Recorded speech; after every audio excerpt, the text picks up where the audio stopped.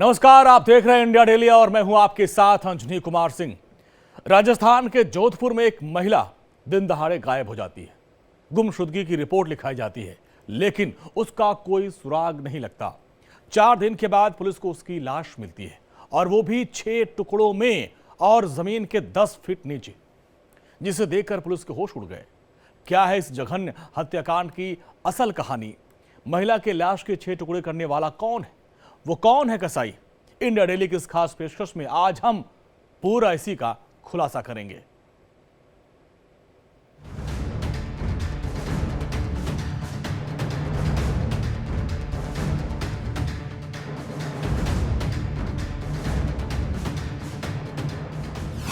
दिन दहाड़े कत्ल से हाहाकार, 6 टुकड़े कर हत्यारा फरार।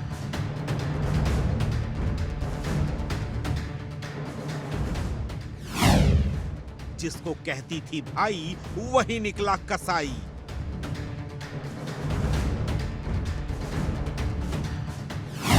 जोधपुर का कसाई डी कोड। वो जिंदगी को जीना चाहती थी, अपने सपनों को पूरा करना चाहती थी, लेकिन अब वो इस दुनिया में नहीं है। उसकी हत्या कर दी गई है। हत्या के बाद लाश के 6 टुकड़े भी कर दिए गए, और ऐसा करने वाला कसाई और कोई नहीं बल्कि वही है जिसे वो अपना भाई मानती थी। जी हाँ, जिसे वो अपना भाई मानती थी वही हत्यारा निकला। जिस पर वो भरोसा करती थी, उसने ही उसके भरोसे का कत्ल कर दिया, जिसका सबूत अब पूरी दुनिया के सामने है, जिसका खुलासा आज हम अपनी इस खास रिपोर्ट में करेंगे। आप बने रहिए इंडिया डेली के साथ। जोधपुर में ब्यूटी पार्लर चलाने वाली अनीता चौधरी हत्याकांड में एक नया मोड़ आ गया है। अभी तक पुलिस के पास यही जानकारी है कि इस हत्याकांड में आरोपी गुलाबुद्दीन के साथ उसकी पत्नी आबिदा का भी हाथ था। आबिदा पुलिस की गिरफ्त में है। हालांकि उसका कहना है कि हत्या के समय वो घर पर नहीं थी, क्योंकि वो अपनी बहन के पास गई थी। उसने खुद को निर्दोष बताते हुए कहा कि केवल गुलाबुद्दीन को ही पता है कि अनीता चौधरी के साथ क्या हुआ, उसे किसने मारा। मैं इसमें शामिल नहीं हूँ। मैं मेरी बहन के घर थी। मैंने मर्डर नहीं किया है। तो मर्डर किसने किया है? गुलामुद्दीन को पता है। गुलामुद्दीन को पता है। लेकिन क्या हुआ था उस रात? हुआ क्या मेरी बहन के घर थी, मैं उसमें शामिल नहीं थी। आबिदा लगातार खुद को निर्दोष बता रही है, लेकिन ये फैसला अदालत में होगा कि वो असल में बेकसूर है या नहीं। फिलहाल उसने इस हत्याकांड में अपने पति के शामिल होने की बात को कंफर्म करते हुए कहा कि गुलाबुद्दीन ही किसी आदमी को बुलाने वाला था। उसे ही पता है कि अनीता चौधरी के साथ क्या हुआ है। गुलामुद्दीन को सब मालूम है मर्डर का। ये क्या घटना हुई, क्या थी, क्या खिलाया था, क्या पिलाया था? उन्होंने ही कहा था कोई आदमी लाऊंगा, नहीं करूंगा। उन्होंने ही कहा था, उनको ही सब पता है। मैं बेकसूर हूँ। आपको बता दें कि जोधपुर में अनीता चौधरी की निर्मम हत्या कर उसकी बॉडी को 6 टुकड़ों में काट दिया गया था। हत्या का आरोप उसके मुंह बोले भाई गुलामुद्दीन और उसकी पत्नी आबिदा पर लगा। आरोप है कि दोनों ने मिलकर इस जघन्य वारदात को अंजाम देने की साजिश रची थी।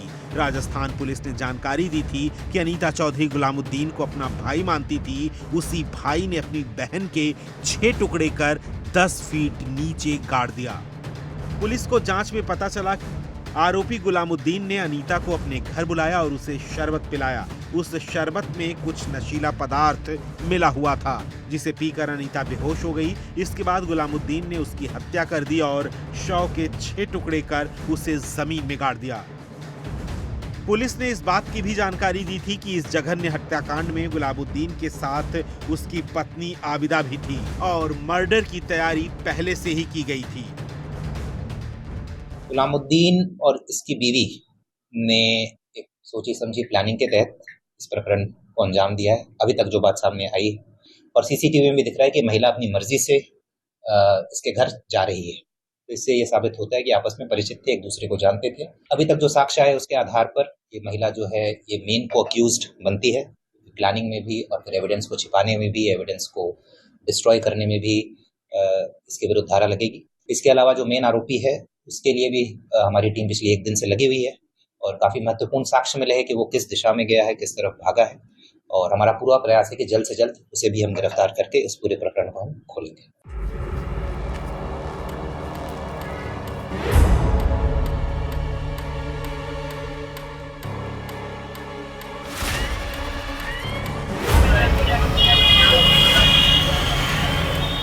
जोधपुर डीसीपी राज ऋषि ने बताया कि 27 अक्टूबर की दोपहर अनीता अपनी मर्जी से गुलामुद्दीन के पास कंगाना पहुंची थी।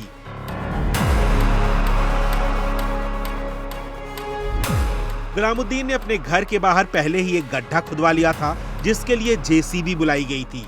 पुलिस को शक है कि मृतक अनीता के शव को टुकड़े टुकड़े करने के लिए चॉपर का इस्तेमाल किया गया था और फिर उसे 10 फीट गहरे गड्ढे में गाड़ दिया। बदबू न आए इसके लिए गड्ढे में गुलामुद्दीन ने इत्र भी छिड़का था।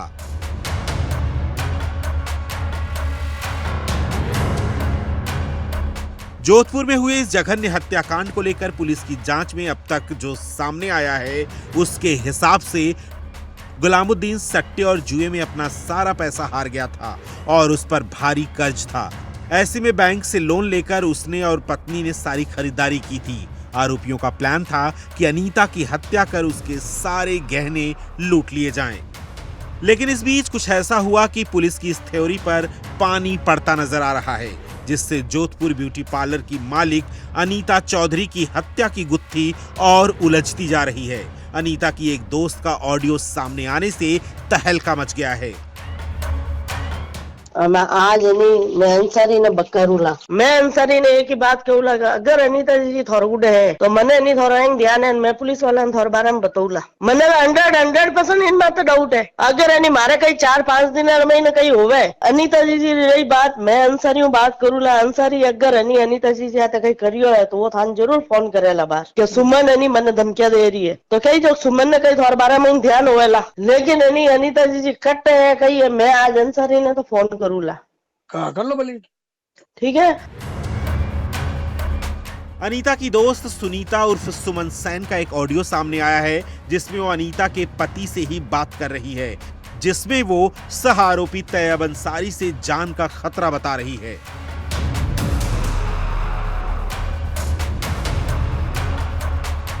फोन पर हुई इस बातचीत के ऑडियो में प्रॉपर्टी डीलर अतीक अंसारी और कुछ डॉक्टर्स के इस हत्याकांड में शामिल होने की बात सामने आ रही है। फिलहाल मामले को लेकर पुलिस और ज्यादा कुछ कहने से बच रही है।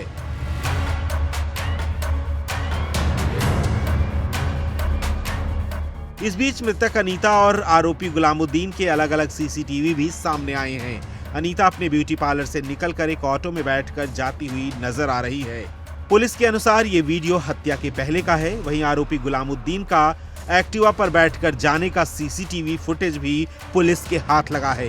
ये फुटेज जोधपुर जंक्शन के पास का है, जहां गुलामुद्दीन ने एक दुकान से बैग खरीदा था।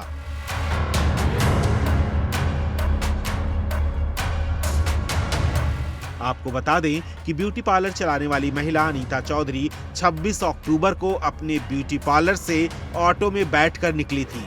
इसके बाद उसकी कोई जानकारी नहीं मिली। पति ने एक दिन बाद 26 अक्टूबर को गुमशुदगी दर्ज करवाई थी। सीसीटीवी कैमरों और टैक्सी ड्राइवर की मदद से पुलिस 31 अक्टूबर को महिला के पार्लर के सामने दुकान चलाने वाले गुलामुद्दीन के घर पहुंची थी।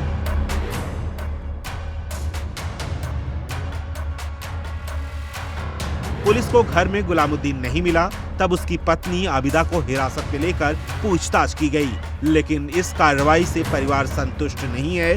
मृतका के परिजन वीरतेजा मंदिर के सामने धरने पर बैठ गए हैं और वहीं अब जोधपुर के सर्व हिंदू समाज भी सड़कों पर उतर गया है और मांग कर रहा है कि आरोपियों की जल्द से जल्द गिरफ्तारी हो, जिसके चलते जोधपुर का सरदारपुरा क्षेत्र आज बंद रहा।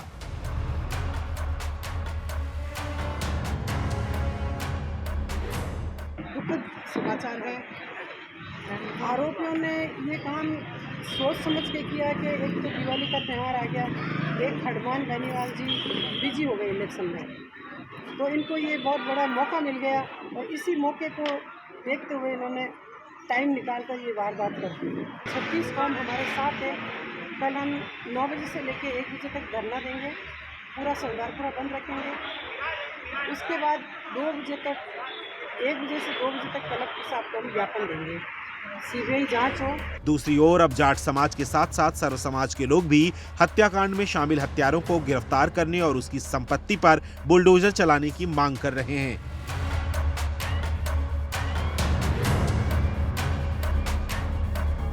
अभी तक गुलामुद्दीन पुलिस की पकड़ से कोसों दूर है। पुलिस अभी भी उसकी तलाश कर रही है। पुलिस का कहना है कि कई महत्वपूर्ण तथ्य मिले हैं जिससे वो जल्द गुलामुद्दीन को हिरासत में ले लेंगे। वहीं पुलिस ने गुलामुद्दीन को गिरफ्तार करने के लिए तकरीबन 8 से 10 टीमें गठित की हैं और ये 8 से 10 टीमें पिछले 3 दिन से गुलामुद्दीन को गिरफ्तार करने के लिए दिन रात एक कर रही हैं। लेकिन गुलामुद्दीन कहां है, अभी कुछ भी पता नहीं चल पा रहा है। Bureau report, India daily.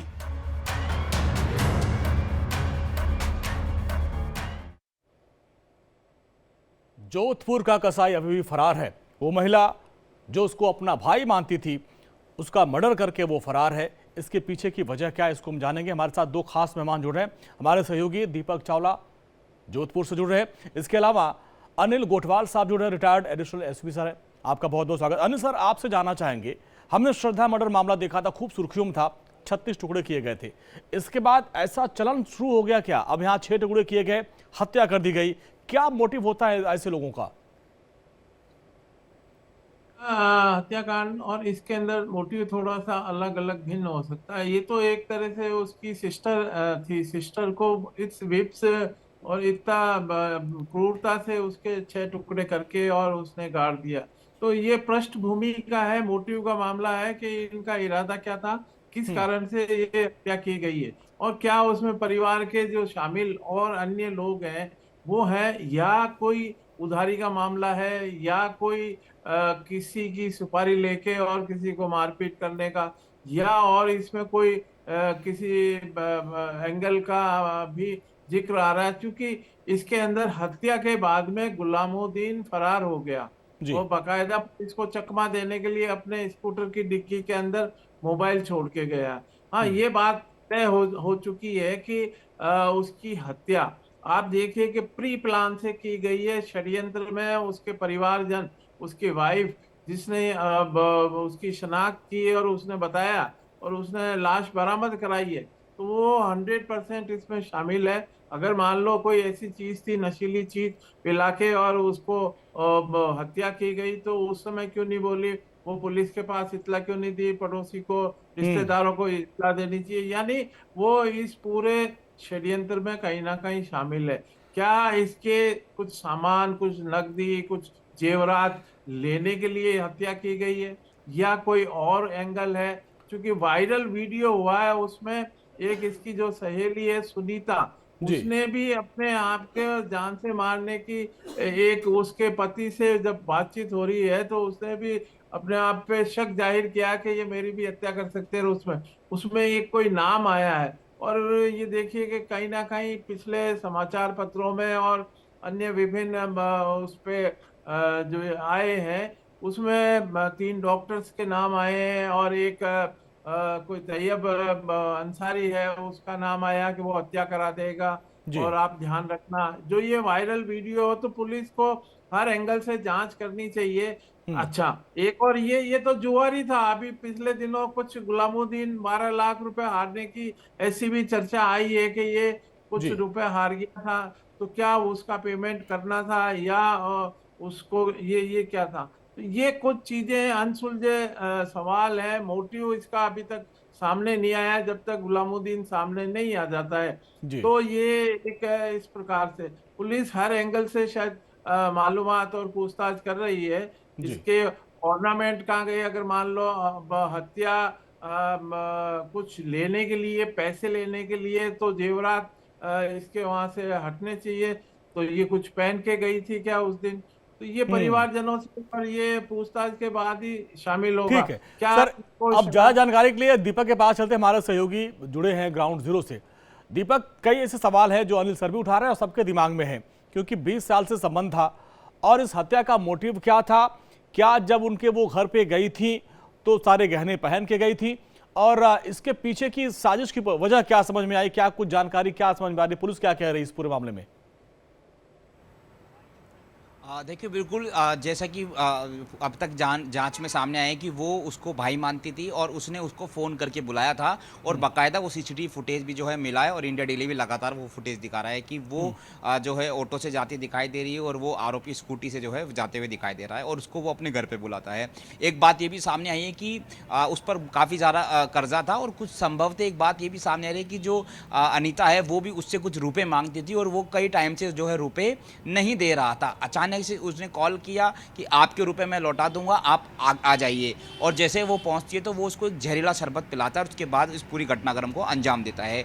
और उसके बाद जब वो उसकी टुकड़े करके उसको ज़मीन में गाड़ देता है, अपने घर के ठीक आगे खाली ज़मीन है वहाँ पर गाड़ देता है, तो वहाँ पर जब पुलिस उसकी पत्नी, आरोपी की पत्नी से पूछताछ करती है, वो बताती है कि वहाँ पर खोदो, वहाँ कुछ मिलेगा, वहाँ कुछ मिलता भी है। तो वहाँ पर ज्वेलरी जो है वो भी नहीं मिली है। तो हो सकता है कि कर्जा उस पर था, जैसा कि जांच सामने आई है, पुलिस की जांच में सामने है कि उस पर कर्जा था, जुआ खेलता था, तो वो हो सकता है कि उस ज्वेलरी को उसने बेचने के लिए, कर्जा उतारने के लिए इस घटनाक्रम को अंजाम दिया है, या तो ऐसा हो सकता है, पहली बात।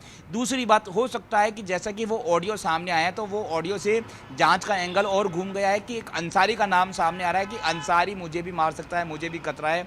वो उसके जो पति है वो बता रही है, उसकी जो बहन है या उसकी सहेली है वो बता रही है। तो अब अंसारी से भी पूछताछ होनी चाहिए, और या ऐसा भी हो सकता है किसी ने गुलामुद्दीन को जो है सुपारी दी हो, हाँ, कि आपको हम पैसे दे देंगे, इसको हत्या कर दीपक दीजिए, मैं आऊंगा और कर्जा तैयब उतर के बारे जाएगा। में एक आपसे बात ये विस्तार भी से सामने जानूंगा कि ये तैयब अंसारी कौन है, ये तीसरा शख्स कहां से आ गया।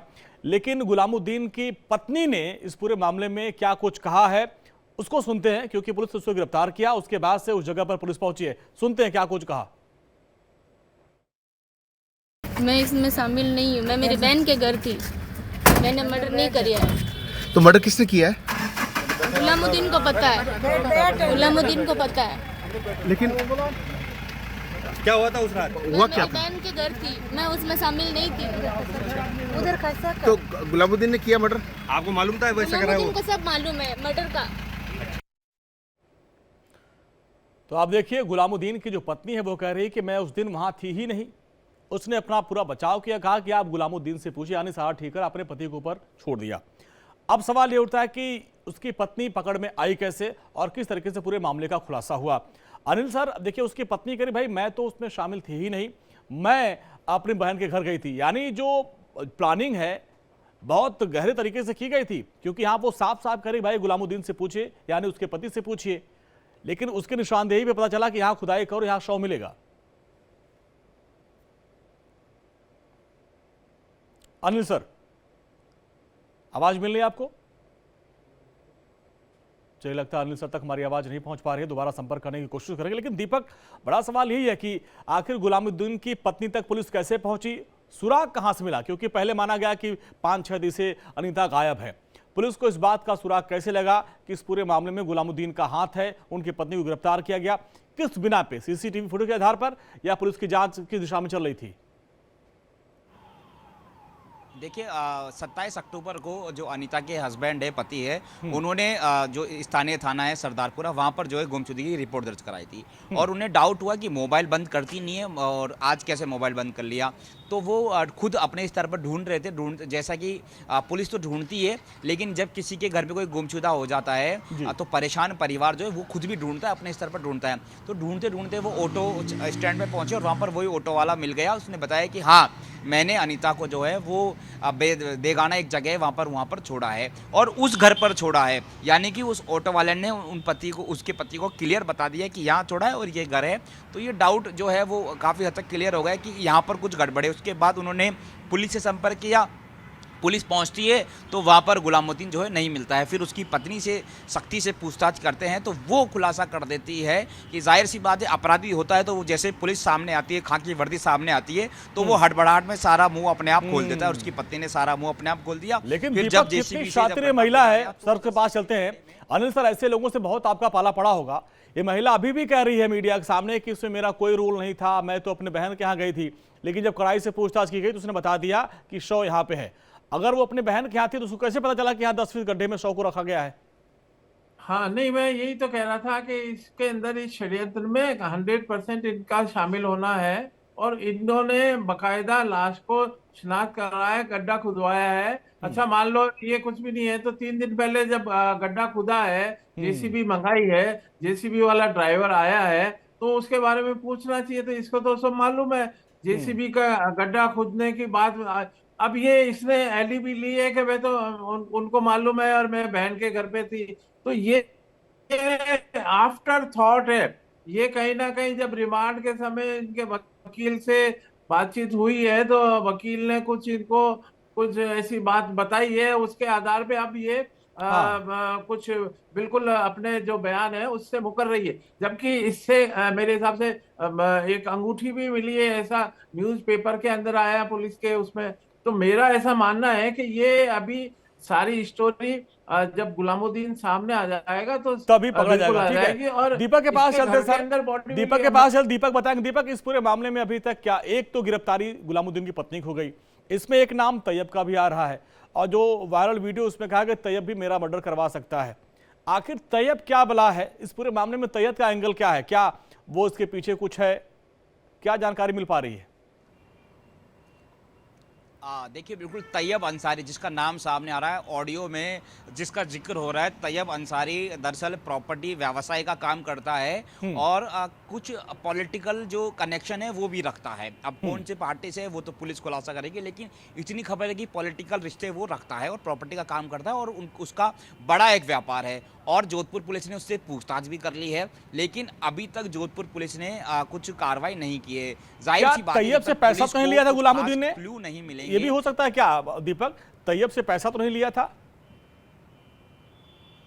बिल्कुल, जैसे कि मैं शुरू में कह रहा था ना कि उसको रंग फिरौती भी दी होगी मारने के लिए, रंग वो जो है सुपारी दी होगी। मैंने शुरू में कह रहा था कि हो सकता है कि अंसारी के कनेक्शन में ये गुलामुद्दीन हो और सुपारी दे दी हो और उसको एंगल घुमाने के लिए डेड बॉडी से जो है ज्वेलरी निकाल दी। चलिए दीपक, जांच का विषय है, अपडेट के लिए आपके पास आएंगे। अनिल सर आपका, दीपक आपका बहुत बहुत शुक्रिया इस पूरे बातचीत के लिए। तो आप देखिए, जिसको अपना भाई मानती थी वो कसाई निकला, लेकिन इस पूरे मामले में जांच अब किस तरफ जा रही है? क्योंकि एक वीडियो वायरल हो रहा है, एक ऑडियो वायरल, जिसमें कहा जा रहा है कि तैयब हमारा मर्डर करवा देगा। अब सवाल ये उठता है कि क्या वाकई गहने के लालच के लिए अनीता का मर्डर किया गया या इसके पीछे कोई बड़ी साजिश है? यहां पर रुकते छोटे से ब्रेक के लिए, ब्रेक के बाद भी खबरों का सिलसिला लगातार जारी है।